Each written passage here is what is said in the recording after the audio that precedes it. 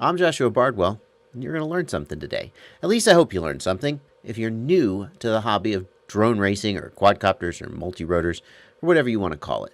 In this video, I'm going to go over the top mistakes that I think people who are new to this hobby make, and hopefully if you are new to the hobby, you can avoid some of these mistakes. And if you're not new to the hobby, well, I hope you're still entertained by hearing what I think the top mistakes are, and you can go down into the comments and tell me which ones you think I missed, or where you think I got it wrong, or where you think I got it right. Share your horror stories so the other noobs who come and watch this video can go down and read the comments and see that I'm not just making all this up. Without any further ado, let's get into the list. And the first mistake on the list is not spending enough time learning to fly in a simulator. So you can get a simulator for your computer that'll let you learn to fly a multi-rotor. And the experience of flying in the simulator is not exactly like flying in real life. The simulation is not perfect, but it's actually pretty good. And spending 5 or 10 hours maybe learning to fly in a simulator will actually really help you when you first go out with your real copter. Here's the thing. The first time you fly with your real copter, you are going to crash.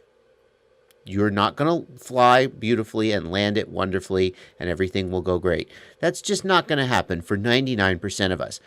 And the second time, you're going to crash. And the third time, you're going to put it in a tree. And the fourth time, you're going to crash into you're just going to crash a lot.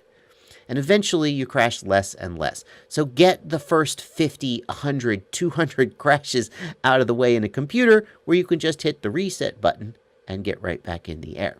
Now, in order for this to make the best use of your time, you really should be using a transmitter, not just like an Xbox joystick or whatever, so that the muscle memory you're learning in your hands actually applies.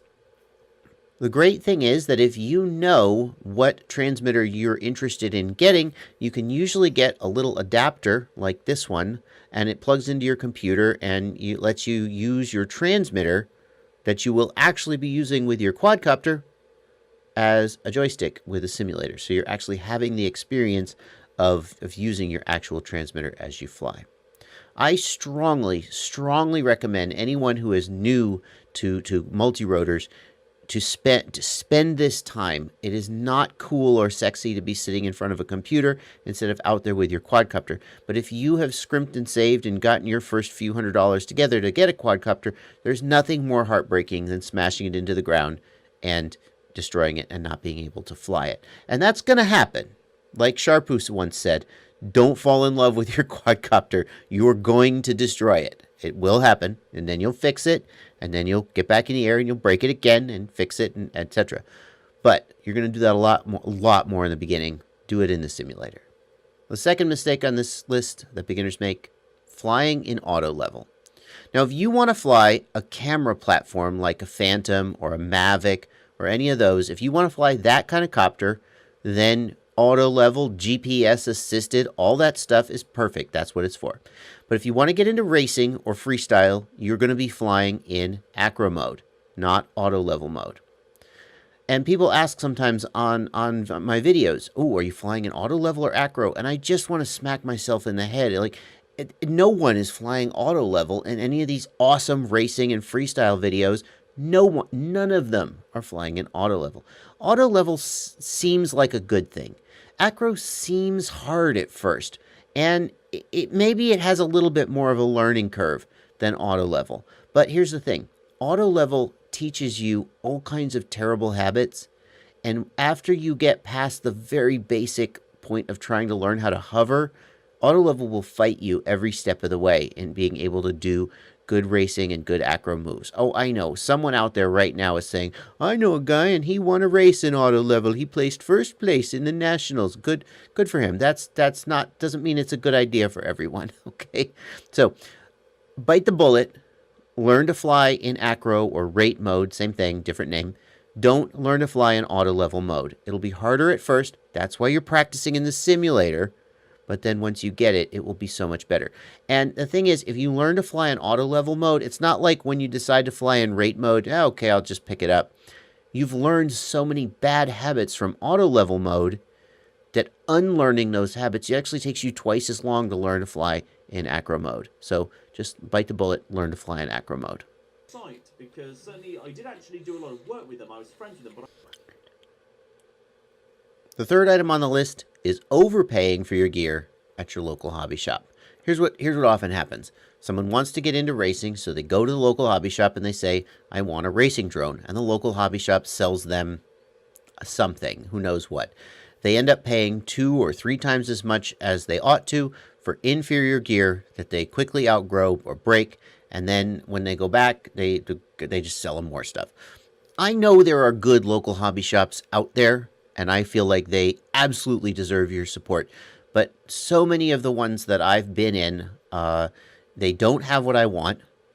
I needed some props, and I went to buy props, and they didn't have clockwise props because they don't do multi-rotors. And I was like, gee, what am I doing here?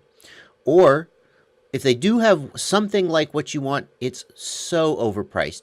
And I know that if you're running a brick and mortar store, that you have to charge more than if you're running a warehouse out of China. I understand that. I appreciate that. I'm not opposed to that. I'm willing to pay more for the ability to walk in the door and get something and walk out. But I've heard stories of people being charged $50 for a Naze 32 or something. And I'm just like, come on, that's not right.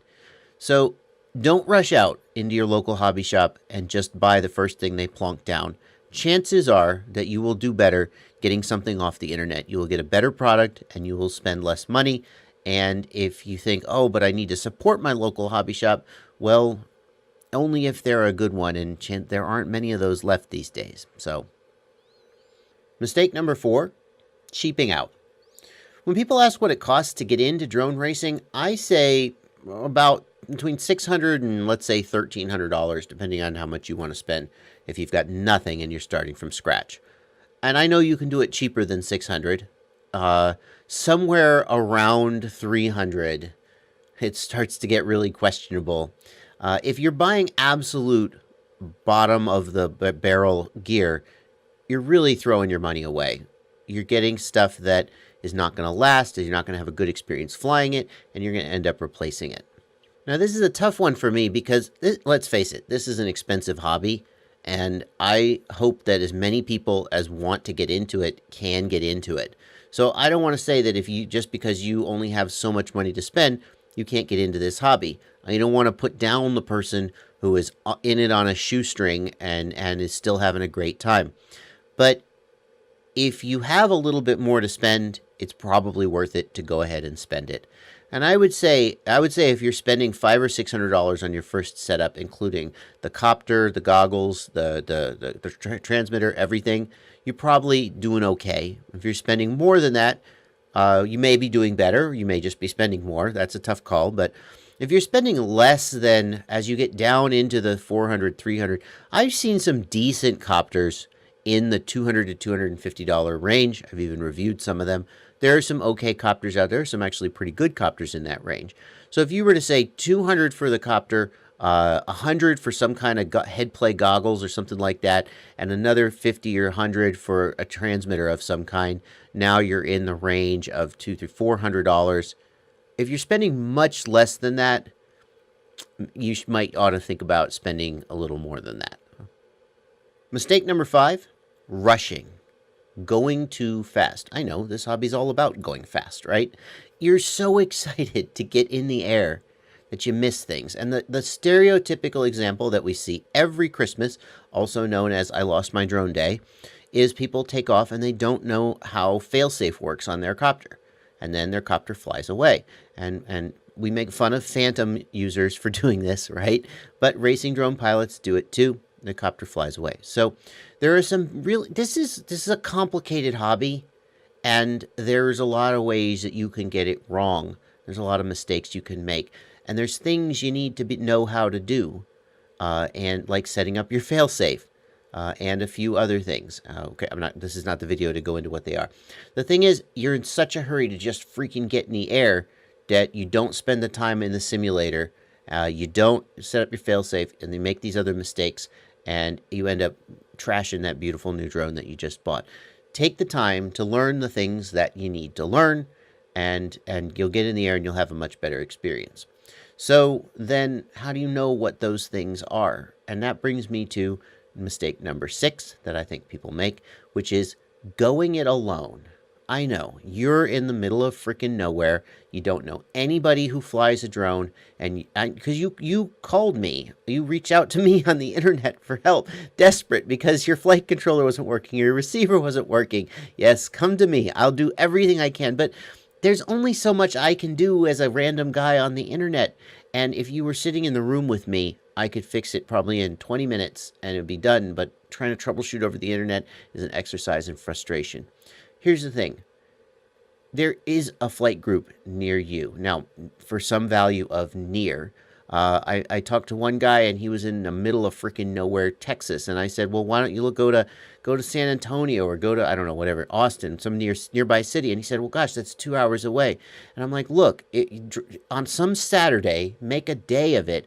Reach out to them on their Facebook page. Find somebody. People in this hobby are so willing to help you. So reach out to them on their Facebook page or whatever. Find somebody who will help you. Drive for 2 hours. Who cares? It's a 2-hour drive. You live in Texas. 2 hours is a morning commute.